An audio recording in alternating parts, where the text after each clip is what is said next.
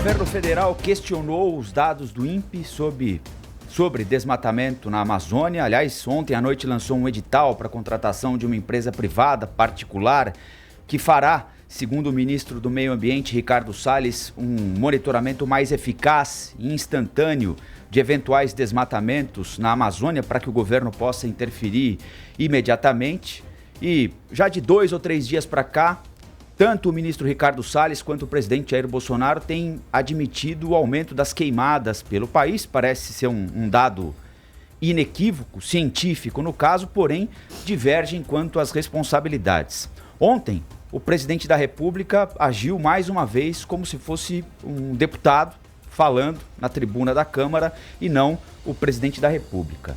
O ministro Ricardo Salles, sim, prometeu ir até os estados onde há um volume maior de queimadas para entender o que está acontecendo e tentar ajudar os governadores a combater os incêndios com brigadas à disposição dos governos estaduais oferecidas pelo governo federal, mas o presidente da República de manhã disse que os governadores do norte são coniventes com as queimadas e que ONGs estariam por trás desses incêndios numa espécie de retaliação pelo corte de verbas proporcionado pelo governo dele. Se é que algo tão grave assim está acontecendo, ou seja, governadores estão sendo coniventes com a destruição do meio ambiente e ONGs que deveriam defender o meio ambiente estão tocando fogo no mato, o presidente não pode simplesmente acusar. Ele tem de provar. 8h08. Fala, Cláudio. O presidente também tem que mandar a polícia, né, Rafael? É polícia federal neles. Se há essa suspeita, que se investigue, que se prendam esses criminosos. Se ele encontra algum dinamarquês tocando fogo no Pantanal ou na Amazônia, é cadeia, né? Não tem nem o que conversar. Agora, não dá para sair por aí dizendo que é sem saber, né? Se ele tem suspeita, manda investigar. Havendo procedência, polícia neles. Não pode falar assim só por falar. Agora, é verdade, não é só dinamarquês, não. Há muitos brasileiros que vivem, que ganham a vida, e aliás, ganham muito bem para isso, tocando terror, né? Espalhando pânico para cada vez mais receber financiamentos de alguns otários europeus que os financiam. 8h08. O meu destaque é sobre a eliminação da possibilidade de trabalho aos domingos e feriados da medida provisória da liberdade econômica, né? E uma declaração de um senador que muito chamou a atenção, que é o Randolfo Rodrigues, comparando isso a uma possível revogação da Lei Áurea, né? Um completo exagero, né, para uma medida que vai ajudar muito a economia. Há críticas em relação ao trabalho dos domingos, está relacionado à CLT, Consolidação das Leis Trabalhistas. A reforma trabalhista já deu um salto importante na modernização da nossa legislação nessa área no governo passado. E agora, essa medida provisória não trata da CLT, mas trata da liberdade econômica. E o trabalho aos domingos está, sim, inserido nesse contexto. Então, é um completo absurdo, né, trazer esse tipo de discussão para esse lado da escravidão. Aliás, é um assunto muito delicado, né, e uma parte importante da nossa história que acaba sendo misturada aí para confundir a opinião pública. Aliás, quem quiser entender sobre escravidão deve ouvir a entrevista que nós vamos levar ao ar, não é, Zé Paulo? Em breve, com Laurentino Gomes, jornalista, historiador, pesquisador, que está lançando uma nova trilogia sobre escravidão. E ali dá para ver exatamente o que é escravidão e os traços que ela mantém na nossa sociedade até hoje. O trabalho aos domingos certamente não é um deles. E já domingo no Canal Livre, né, Rafael? Não neste, no outro. No outro. Dia...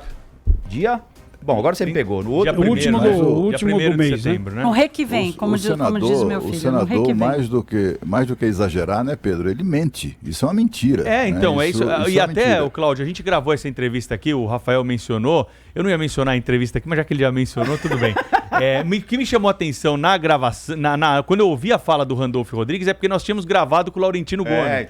Então, o Laurentino explicou para nós o que é escravidão aqui. O ouvinte da Rádio Bandeirantes vai ter esse privilégio de ter essa aula aí também aqui na Rádio Bandeirantes, no Jornal Gente, aí nos próximos sábados.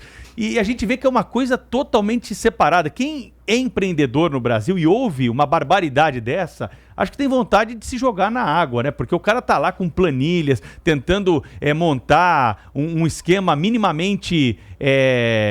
para sobreviver, para sobreviver, né, no meio de tanta legislação, e tem muita gente do outro lado querendo trabalhar os domingos. É aquela história. Vá perguntar pro cara que tá desempregado, Thaís Herédia, se ele quer trabalhar domingo numa concessionária vendendo carro, ou se ele quer ficar indo com a pastinha na mão, ou Você no pegou um bom computador exemplo aí das concessionárias aos domingos. Eu fiz uma listinha aqui de quem já trabalha. Olha, é uma falta de respeito com quem já trabalha. Esse tipo de argumento usado por esse senador, que eu reconheço, é um senador bem articulado, não podia ter cometido, né, essa demagogia aí. Mas eu listei aqui, olha, segurança, transporte, saúde, entretenimento, são todas essas atividades que têm trabalho. Imagina se o padeiro ficasse sem trabalhar os domingos, que ia ser da nossa vida. De uma portaria, né? Porque não tem legislação que dê garantia. E possa ampliar o comércio, né? Faz um tempo já. Não, o que seria da nossa vida, né, Thaís? E o que seria da vida deles, né? Daquelas pessoas que trabalham, que ganham a vida com isso. Qual é o estado? E os jogadores de futebol? É Amapá, né? Amapá. E os jogadores de futebol? Não trabalham aos domingos? Trabalham em feriados? Como é que vamos falar então não... sobre essa medida provisória, que foi chamada por muitos de mini-reforma trabalhista, mas a verdade é a medida provisória da liberdade econômica. O Senado, então, tirou essa parte aí do trabalho aos domingos, vai continuar valendo aquilo que for acordado entre patrões e empregados com a participação das entidades representativas, que são os sindicatos. Então, esse trecho aí era considerado estranho, porque se referia à legislação trabalhista. De acordo com o Ministério da Economia, a medida provisória da liberdade econômica vai ajudar a criar 3 milhões de empregos, que otimismo, hein? E proporcionar 7% de aumento no PIB em uma década. Esse senador cálculo Carlos Viana... desculpe, Zé Paulo, diga lá. O senador Carlos Viana, do PSD, vê outro mérito, que é a redução dos processos, como ocorreu com a reforma trabalhista. Vamos ouvi-lo para depois comentar.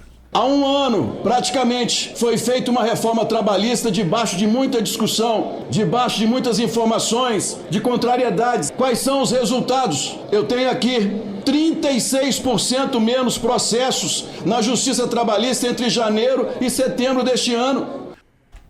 Entre as novas regras está a possibilidade do trabalhador só bater o ponto em caso de horas extras e a dispensa de alvará prévio para pequenos comerciantes e prestadores de serviços de baixo risco. E a medida agora não volta para a Câmara, ela vai direto para a assinatura do presidente da República. Vem cá, esse cara que estava falando, ele estava celebrando ou ele estava criticando? Porque isso é motivo para a gente comemorar, Eu estava pensando exatamente nisso, Cláudio. Eu falei, mas espera, é para a gente dizer, uau, que avanço, né?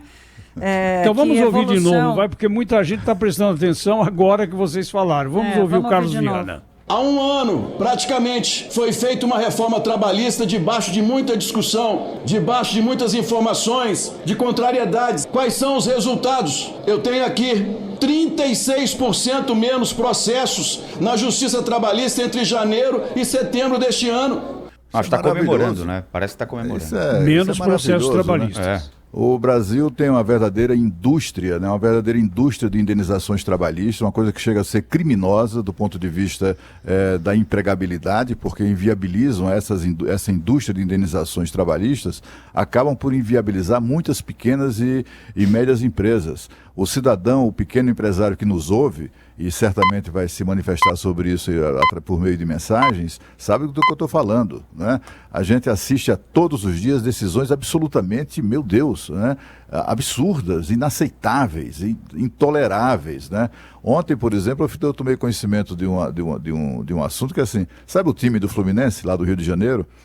Tinha lá o ex-presidente, resolveu dispensar um jogador ruim de bola por mensagem de WhatsApp. Amigo, você está dispensado e tal, passe lá para acertar as contas, e mandou uma mensagem de WhatsApp dispensando o jogador. Aí o jogador se sentiu muito ofendido com aquilo, foi à Justiça do Trabalho e, por ter sido informado por WhatsApp no primeiro momento, o juiz do trabalho lá condenou o Fluminense, que já está quebrado, a pagar quase 10 milhões de reais a título de dano moral.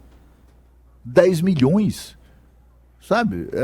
Se isso não é uma Cláudio, coisa... outro dia a gente estava falando disso aqui com o Megali, na passagem aqui do Gente para o 90 Minutos. Tem estatística que mostra que mais de 90% de todos os processos trabalhistas que acontecem no mundo estão no Brasil. Então, só disso a gente já tinha que passar uma vergonha danada. A Justiça do Trabalho é um trunfo do Brasil, do trabalhador brasileiro, né? Quando a gente olha para outros grandes mercados, quase nenhum deles tem a proteção que a legislação brasileira oferece. A grande questão e esse foi o grande ponto tratado pelo economista José Pastore. Né? Não, mas não é só a questão da justiça jabuticaba, não. Mais da metade dos trabalhadores brasileiros estão na informalidade. Então, que lei é essa? Que justiça trabalhista é essa que deixa metade dos trabalhadores de fora dessa rede de proteção? Ao Deus dará. Então, assim, vamos discutir a eficiência do sistema. Esse sistema que tem aí hoje, essa legislação, essa rede de proteção, ela protege cada vez mais quem está dentro e deixa de fora e vai afastando cada vez mais quem está fora. A discussão do mercado de trabalho hoje no Brasil é empregabilidade. Qual é a empregabilidade do trabalhador brasileiro? Qual é a capacidade que ele tem de contribuir para a geração de riqueza, para que esse bolo cresça e seja melhor distribuído? E aí, quando a gente coloca essa questão da justiça trabalhista brasileira e como ela funciona, sem parâmetros, sem levar em consideração esses requisitos da produtividade, do aumento da riqueza, da distribuição de renda, ela não quer saber da distribuição de renda, não quer saber da geração de riqueza. Aí ninguém emprega. O trabalhador vai indo para a informalidade ou acaba virando o próprio empresário de si mesmo. E qual legislação trabalhista que vai proteger esse trabalhador que virou empresário de si mesmo?